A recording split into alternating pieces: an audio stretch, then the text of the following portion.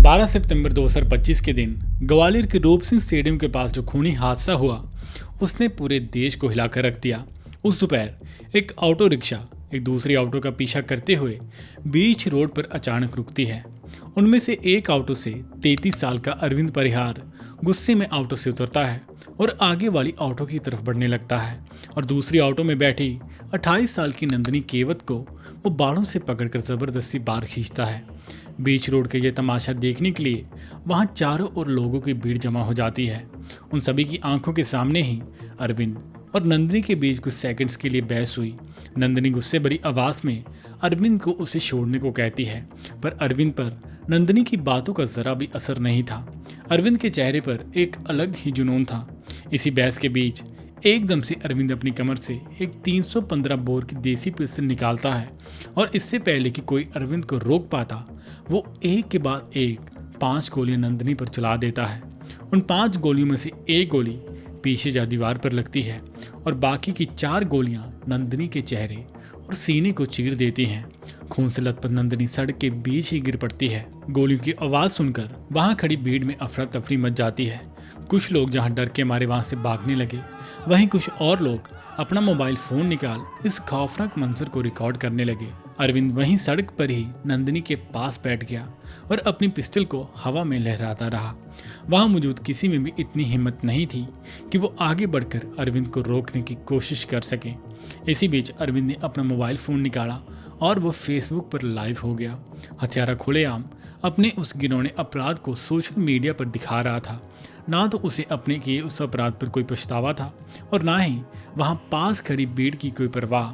अरविंद अपने मोबाइल के कैमरा और आसपास खड़े लोगों के ओर देखकर बार बार एक ही बात चलाई जा रहा था, अरे भैया तुमसे दुश्मनी नहीं है, इसकी करतूत बता रहा हूं मैं बस। इससे कुछ ही मिनटों बाद वहां एम्बुलेंस समेत ग्वालियर पुलिस के सीएसपी नगेंद्र सिंह की एक टीम पहुंचती है। दूर से ही उन्होंने देखा कि सड़क के बीचों बीच एक आदमी पिस्टल थामे बैठा है और उसके पास ही एक महिला खून से लथपथ पड़ी है। पुलिस ने तुरंत अरविंद को चारों ओर से घेरा और उसे हथियार नीचे रखकर सरेंडर करने को कहा, लेकिन अरविंद सरेंडर करने के बजाय उल्टा पुलिस को ही पिस्टल से डराने लगा। जब बातों से अरविंद नहीं माना तो पुलिस ने आंसू गैस का एक गोला अरविंद के पास शूट किया। उस गोले का शेल अरविंद के पैर पर लग जाता है, जिसके चलते वो वहां से भाग नहीं पाता। अरविंद धुएं से बचने के लिए वहां से उठा और रोड के किनारे एक पेड़ के पीछे छुपने लगा। मौके का फायदा उठाते हुए पुलिस अरविंद पर टूट पड़ी। धुएं और अफरा तफरी के बीच अरविंद को घेरते हुए एक पुलिस ऑफिसर ने उसके हाथ पर लाठी मारकर उसका पिस्टल गिरा दिया और दूसरे ऑफिसर ने तुरंत अरविंद को पीछे से पकड़ लिया। अरविंद ने खुद को छुड़वाने की कोशिश की, लेकिन वो इसमें कामयाब नहीं हो पाया। मौके का फायदा उठाते हुए जो भीड़ अभी तक दूर खड़ी तमाशा देख रही थी वो भी अरविंद पर टूट पड़ी। मारपीट के बाद पुलिस अरविंद को घसीटते हुए अपने साथ ले जाती है और अभी तक सड़क पर खून से लथपथ पड़ी नंदिनी को भी तुरंत एम्बुलेंस से जय आरोग्य हॉस्पिटल ट्रॉमा सेंटर ले जाया जाता है। लेकिन जब तक नंदिनी हॉस्पिटल पहुंचती वो उससे पहले ही दम तोड़ चुकी थी। अभी सबसे बड़ा सवाल ये था कि नंदिनी की इस दर्दनाक मौत के पीछे की असली वजह आखिर क्या थी। कुछ कहानियां सिर्फ एक मौत से शुरू नहीं होती, बल्कि उनके पीछे छुपे राज उनसे कहीं ज्यादा गहरे होते हैं। सोशल मीडिया पर कुछ लोग नंदिनी के कैरेक्टर को लेकर उसकी मौत को जस्टिफाई कर रहे हैं, लेकिन क्या उनका जजमेंट ये सही है? आइए आज की हमारी वीडियो में इस पूरी घटना को लेयर बाय लेयर समझते हैं, ताकि हर फैसले, हर रिश्ते और हर मोड़ की असल वजह सामने आ सके। मध्य प्रदेश के एक छोटे से शहर दातिया से ताल्लुक रखने वाली नंदिनी की जिंदगी बचपन में आम लड़कियों जैसी ही थी। वो एक साधारण किसानी परिवार से ताल्लुक रखती थी, जिसकी परवरिश रीति रिवाजों और संस्कारों के बीच हुई थी। उसके परिवार ने बड़े अरमानों से सोचा था कि वो अपनी बेटी का घर बसाएंगे और उसे खुश देखेंगे। नंदिनी खुद भी सपनों से भरी थी और वो भी पढ़ लिख कर कुछ बनने का ख्वाब देखा करती थी। मगर जवानी की दहलीज पर कदम रखते ही नंदिनी के परिवार ने उसकी शादी की तैयारियां शुरू कर दी। सिर्फ 20 साल की उम्र में ही नंदिनी की शादी उसके पास ही के गांव के रहने वाले गोटी राम नाम के एक लड़के से करा दी गई, जो पेशे से एक सरकारी दफ्तर में क्लर्क की नौकरी करता था। शुरुआत में तो सब कुछ ठीक ठाक चला, पर जल्द ही नंदिनी को ये एहसास होने लगा कि इस रिश्ते में वो खुशी और अपनापन नहीं है जो वो चाहती थी। उसे लगता था कि उसकी ज़िंदगी का मकसद इससे बढ़कर है। शादी के 1 साल के अंदर ही दोनों के बीच दूरियां बढ़ने लगी। बात बात पर उनके बीच बहस हो जाती। नंदिनी मायूस रहती, दिन भर घर के काम करते करते मन ही मन में खुद को कोसती रहती कि काश उसकी जिंदगी कुछ और होती। जब नंदिनी अपनी शादी से नाखुश वाले दौर से गुजर रही थी, तभी उसकी मुलाकात नमलेश सेन नाम की एक शख्स से होती है। शादीशुदा होते हुए भी नंदिनी को इस मुलाकात से दिल में अजीब सी खुशी महसूस हुई। हालांकि नंदिनी को यह पता था कि यह गलत है, मगर दिल के हाथों वो मजबूर होने लगी थी। धीरे धीरे चुप चुप कर उसकी मुलाकातें नमलेश से होने लगी।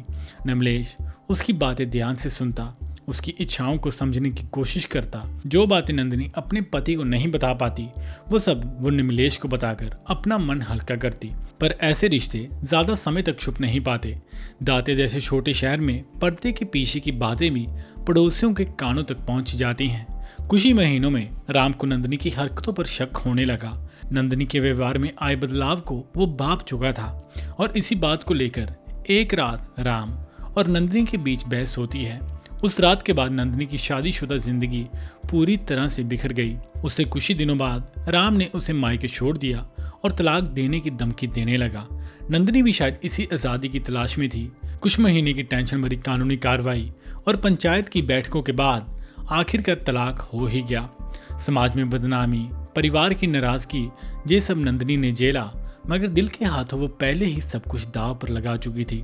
तलाक के बाद उसके पास लौटने के लिए मायके की चारदीवारी तो थी, पर वो इस डर से वहां नहीं लौटी क्योंकि उसे ये बात अच्छे से पता थी कि तलाक के लिए हर कोई उसे ही गुनहगार समझेगा। ये बात सच भी थी क्योंकि अगर नंदिनी अपने पति राम के साथ खुश रहती तो उसे कभी भी अपनी इस बदनामी का डर ना सताता। खैर, तलाक के बाद नंदिनी और निमलेश दातिया शहर से दूर एक छोटा सा मकान किराए पर लेकर लिवी में रहने लगते हैं।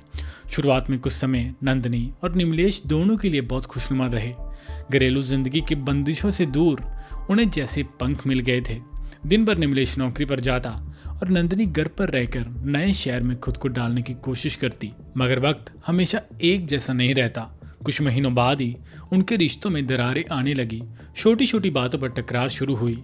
खर्चे बढ़ रहे थे और निमलेश की आमदनी उतनी नहीं थी कि दोनों अच्छे से गुजारा कर सके। दूसरी ओर नंदिनी नौकरी तो करना चाहती थी, लेकिन कम पढ़ी लिखी होने और विवादित इमेज होने के कारण उसके लिए काम ढूंढना मुश्किल साबित हो रहा था। आर्थिक तंगी का असर उनके आपसी बर्ताव पर पड़ने लगा।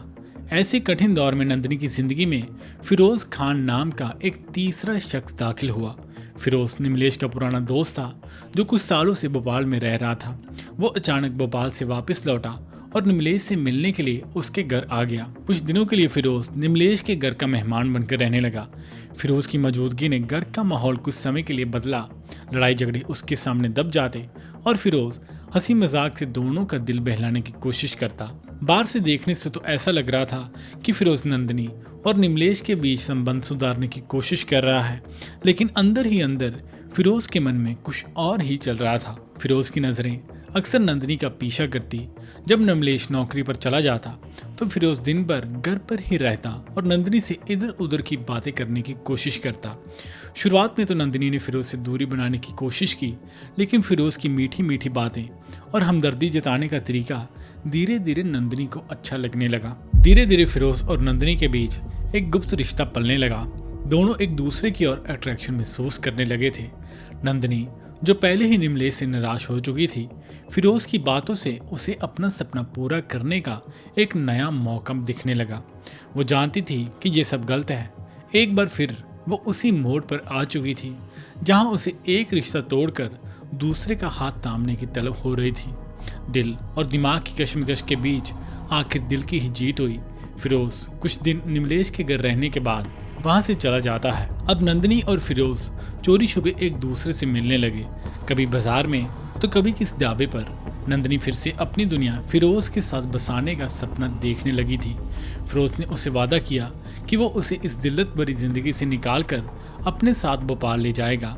शायद यही वो उम्मीद थी जिसकी नंदिनी को तलाश थी। नंदिनी ने मन ही मन में यह फैसला कर लिया कि अब वो निमलेश की कड़वाहट भरी जिंदगी छोड़कर वो फिरोज के साथ भाग जाएगी। लेकिन तकदीर को कुछ और ही मंजूर था। नंदिनी और फिरोज के बीच चल रहा ये अफेयर ज्यादा देर तक निमलेश से छुपा नहीं रह पाया। निमलेश ने पिछले कुछ महीनों से दोनों के व्यवहार में बदलाव महसूस कर लिया था। नंदिनी के फोन कॉल्स, उसके घर से बाहर जाने के बहाने और फिरोज के नए एटीट्यूड ने उसके मन में शक पैदा कर दिया था। निमलेश को लगने लगा था कि जिस औरत के लिए उसने अपनी दुनिया छोड़ी थी वही अब उसके दोस्त के साथ मिलकर उसका अपमान कर रही है। दिन बीत रहे थे और इसी के साथ निमलेश का गुस्सा दिन प्रतिदिन और भी बढ़ता जा रहा था। फिरोज उसके घर आना कम कर चुका था, पर उसका असर वहां के माहौल में बना हुआ था। एक दिन निमलेश ने इस सब से तंग आकर फिरोज को फेस टू फेस बात करने के लिए उसे किसी जरूरी काम के बहाने से घर आने को कहा। और जब फिरोज निमलेश के घर पहुंचा तो वहां निमलेश और उसके बीच पहले बहस हुई और फिर देखते ही देखते वो बहस हाथापाई में बदल गई और इसी हाथापाई में निमलेश के सर पर लोहे की रॉड लगने से उसकी वहीं मौत हो जाती है। रात के तूफान के बाद सुबह तक दातिया पुलिस को इस मर्डर की खबर मिल चुकी थी और जब पुलिस नंदिनी के घर पहुंची तो वहां उन्हें घर के अंदर निमलेश की बॉडी मिली। बॉडी के पास ही खून से सनी आयरन रॉड पड़ी थी जिससे निमलेश की मौत हुई थी। पुलिस ने नंदिनी, जो वहीं उस घर में ही थी, उसे तुरंत गिरफ्तार कर लिया, लेकिन फिरोज मर्डर के तुरंत बाद ही भोपाल वापस भाग निकला था। पुलिस ने दोनों के खिलाफ आईपीसी सेक्शन 302 और 120B के तहत केस रजिस्टर कर लिया और कुछ ही दिनों के बाद पुलिस फिरोज को भी भोपाल से अरेस्ट कर लेती है। प्रोसिक्यूशन ने कोर्ट में दिखाया कि नंदिनी और फिरोज दोनों के बीच अफेयर था और उन दोनों ने मिलकर निमलेश का मर्डर प्लान किया था, लेकिन डिफेंस का कहना यह था कि निमलेश की मौत सिर्फ के कारण ही हुई है। इस केस का ट्रायल काफी लंबा चला। नंदिनी ने जेल में पहले इन्वेस्टिगेशन के दौरान और फिर कोर्ट के फैसले का इंतजार करते हुए 4.5 साल गुजारे और आखिरकार साल 2022 में कोर्ट ने अपने फैसले में कहा कि ये प्री प्लान मर्डर नहीं था, बल्कि ये एक झगड़े का नतीजा था। सबूतों की कमी और कॉन्ट्राडिक्शन के चलते नंदिनी और फिरोज दोनों को बरी कर दिया जाता है। जेल से निकलने के बाद नंदिनी कुछ महीने दातिया में ही भटकती रही। उसके मायके वालों ने उसे अपनाने से इनकार तो नहीं किया, मगर वो खुद वहां रहना नहीं चाहती थी, क्योंकि उसे पता था कि पड़ोस या रिश्तेदारी में चाहे कोई अपने मुंह से कुछ ना कहे, पर वो सभी उसे शक की निगाह से ही देखेंगे। नंदिनी नए सिरे से जीना चाहती थी, पर दाग ऐसा था कि पीछा छोड़ नहीं रहा था। आखिरकार उसने फैसला किया कि उसे अपनी पहचान बदलनी होगी, या कम से कम ऐसी जगह जाना होगा जहां उसे कोई जानता ना हो। 2023 की शुरुआत में नंदिनी दातिया से दूर ग्वालियर अपनी जिंदगी को नए सिरे से शुरू करने के लिए आ गई। ग्वालियर में शुरुआती कुछ महीने वो एक पार्लर में काम सीखने लगी। दिन भर लोगों के बाल बनाना, मेकअप करना, ये सब सीख कर नंदिनी को अच्छा लगने लगा। शायद ब्यूटी की इस दुनिया में वो अपने बदसूरत अतीत को कुछ देर के लिए भूल पाती थी। कुछ ही महीनों में नंदिनी ने थोड़ी बहुत बचत कर ली। पार्लर में काम करते हुए उसका आत्मविश्वास लौटने लगा। वो ग्राहकों से हंसकर बात करती, उनकी पसंद नापसंद जानने की कोशिश करती। धीरे धीरे उसकी पहचान बनने लगी। अब वो अतीत के साए से निकलकर एक नए सवेरा देखने लगी थी और आखिरकार कुछ समय तक पार्लर का काम सीखने के बाद नंदिनी ने कुछ रकम कर्ज लेकर और थोड़ा बहुत परिवार से सहायता लेकर अपना खुद का नंदिनी ब्यूटी पार्लर नाम से पार्लर खोल लिया। अब नंदिनी का सारा दिन पार्लर की भागदौड़ में ही कटता। सुबह से शाम तक ग्राहक आते जिनको सुंदर बनाकर बेचने में नंदिनी दिलो जान से मेहनत करती, लेकिन किस्मत को शायद अभी और खेल दिखाने थे। नंदिनी सोच रही थी कि अंधेरी रात खत्म हो गई है और नई सुबह ने दस्तक दे दी है, पर उसे ये मालूम नहीं था कि उसकी जिंदगी में एक और तूफान आने वाला है। ग्वालियर में नंदिनी ने बड़े नया ठिकाना बना लिया था, पर उसके अतीत के भूचाल खत्म नहीं हुए थे। अनजाने में ही सही उसने फिर से एक रिश्ता बनाया, वो रिश्ता जो उसे आखिरकार उस खूनी दोपहर तक ले जाने वाला था। एक दिन नंदिनी के पार्लर पर अरविंद परिहार एक क्लाइंट के साथ आया। अरविंद ने सैलून के काम के दौरान नंदिनी से बातचीत करना शुरू की। नंदिनी, जो अभी अभी अपने डार्क पास्ट से निकलकर अपने दम पर खुद की पहचान बना रही थी, वो अभी किसी पर भी भरोसा करने से डर रही थी, पर अरविंद उसे मीठी मीठी बातें करके उसे बहलाने लगा। शुरू में तो नंदिनी ने उससे दूरी बनाए रखी, लेकिन अरविंद रोज रोज सैलून आने लगा। वो नंदिनी के लिए फ्लावर्स और चॉकलेट्स लाने लगा। नंदिनी, जिसे अपनी पहली शादी का ट्रॉमा अभी भी सता रहा था, वो एक बार फिर से अरविंद की बातों में अपना फ्यूचर देखने लगी। कुछ ही महीनों में पहले उनके बीच दोस्ती हुई और फिर वो दोस्ती प्यार में बदल गई और 2023 की शुरुआत में अरविंद ने उसे आर्य समाज मंदिर ले जाकर उससे शादी कर ली अभी नंदिनी ने अरविंद से शादी तो कर ली थी, लेकिन उसे अरविंद की पूरी सच्चाई नहीं पता थी। अरविंद ने उसे ये कभी नहीं बताया कि वो पहले से ही शादीशुदा है और उसका एक बच्चा भी है। और यही नहीं, वो पूजा नाम की एक लड़की के साथ भी अफेयर में था। पूजा उसकी बिजनेस पार्टनर थी और उनका रिश्ता शायद नंदिनी से पहले से ही चल रहा था। शादी के बाद नंदिनी और अरविंद एक फ्लैट में शिफ्ट हो गए। पहले कुछ महीने तक तो उन दोनों के बीच सब कुछ ठीक ठाक चलता रहा, लेकिन जल्द ही उनके बीच लड़ाइयाँ शुरू होने लगी। इन झगड़ों के पीछे की वजह जहां नंदिनी की तरफ से ये थी कि अरविंद उसे उसका पार्लर बंद करके घर रहने को और अपनी दुकान उसके नाम करवाने को कह रहा था, वहीं अरविंद के मुताबिक नंदिनी ने उससे शादी सिर्फ उसकी प्रॉपर्टी पाने के लिए ही करी थी और शादी को तुरंत बाद ही उसने अपना असली रूप दिखाना शुरू कर दिया था। इन्हीं झगड़ों के बीच जब नंदिनी को पता चलता है कि अरविंद ने ऑलरेडी शादीशुदा होते हुए उससे शादी करी है, तो वो अरविंद के खिलाफ पुलिस कंप्लेंट करा देती है और अरविंद को छोड़ अलग रहने चली जाती है, जहां अरविंद के मुताबिक नंदिनी उसे छोड़कर अपने नए बॉयफ्रेंड के साथ रहने चली गई थी और उन्हीं के ही कहने पर वो उसके खिलाफ पुलिस कंप्लेंट करा रही थी। और इसी बात का बदला लेने के लिए अरविंद अपनी गर्लफ्रेंड पूजा के साथ मिलकर नंदिनी की डीप फेक इमेजेस बनाकर उन्हें उसके रिश्तेदारों को बेचता है और सोशल मीडिया पर भी अपलोड करता है। इसी बेइज्जती और वायलेंस के खिलाफ नंदिनी ने साल 2024 में ग्वालियर के एसपी ऑफिस में कंप्लेंट फाइल की और मीडिया को एविडेंस दिखाया। हमारे हस्बैंड हैं जो वो एआई से मेरे फोटो मतलब ऐसे गंदे करके न्यूड पिक बना के वायरल कर रहे हैं और उनकी जो जीएफ है पूजा परिहार जो कि अजयगढ़ की है, फिलहाल निवास वो ग्वालियर में करती है, जो उनकी जीएफ है और उसको एक बेटा है इसका और इसकी पहली वाइफ भी है जिसकी शिकायत मैंने 2024 में करी थी। कंप्लेंट में उसने बताया कि अरविंद और पूजा ने उसकी फोटोज और वीडियो को एआई डीप फेक सॉफ्टवेयर से मॉर्फ करके सीन्स वीडियो बनाई हैं और उन्हें उसके रिश्तेदारों को भेजा है। पुलिस ने अरविंद के खिलाफ केस रजिस्टर तो किया, लेकिन उसके खिलाफ कोई सख्त कार्रवाई नहीं हुई। मगर जब नवंबर 2024 में उसने नंदिनी, उसकी मां और बेटे मयांक को कार से कुचलने की कोशिश की, तो इस अटेम्प्ट टू मर्डर केस में पुलिस ने उसे अरेस्ट कर लिया। लेकिन बाद में अरविंद के रिश्तेदारों ने नंदिनी पर प्रेशर डालकर एफिडेविट साइन करवाया कि ये अटेम्प्ट टू मर्डर नहीं बल्कि एक रोड एक्सीडेंट था। जज ने कॉम्प्रोमाइज देकर अरविंद को बेल दे दी और जेल से रिहा होने के बाद अरविंद नंदिनी को धमकी भरे मैसेजेस और फोन कॉल करने लगा। इन सभी एविडेंस को नंदिनी ने अपने इंस्टाग्राम अकाउंट पर भी अपलोड किया था। आज जन्माष्टमी है, मेरे तीनों बच्चे मर गए। पूजा आज भी मेरी है और मैं पूजा को हमेशा सपोर्ट करता था, चोरी छुपके से, हमेशा, माँ की कसम लो। तो फिर चोरी छुपके से करने की क्या जरूरत? मैं तो तेरे और जो फौजी का जो नाम बीच में आ रहा था वो मैं नहीं किया था, ताकि तुम्हें लगे कि पूजा तो इससे दूर है और पूजा से ये नफरत करेगा। तुम इतना बड़ा धोखा दे रहे थे मुझे। हाँ। और इस केस में टर्निंग पॉइंट तब आया जब 9 सितंबर 2025 को नंदिनी ने अपने दोस्त अंकुश पाठक का बर्थडे मनाते हुए इंस्टाग्राम पर हैप्पी बर्थडे अंकुश के कैप्शन के साथ रील डाली। इस वीडियो के बाद अरविंद ने नंदिनी को जान से मारने का प्लान बना लिया था। कुछ रिपोर्ट्स में ये भी बताया गया है कि पूजा ने ही अरविंद को नंदिनी को मारने के लिए उकसाया था। 11 सितंबर की रात को अरविंद ने एक लोकल इलीगल आर्म सप्लायर से 315 बोर पिस्टल खरीदा और फिर 12 सितंबर को उसने नंदिनी के शेड्यूल का पता लगाया, जिससे उसे पता चला कि नंदिनी एसपी ऑफिस से अंकुश और ड्राइवर कल्लू के साथ ऑटो में वापस जाएगी। और जो दोपहर को नंदिनी, अंकुश और कल्लू के साथ ऑटो में वापस जा रही थी, तभी अरविंद एक और ऑटो के साथ उसका पीछा करने लगा और जब ऑटो रूप सिंह स्टेडियम के पास पहुंची तो वहां अरविंद ने नंदिनी को ऑटो से घसीटते हुए बाहर निकाला।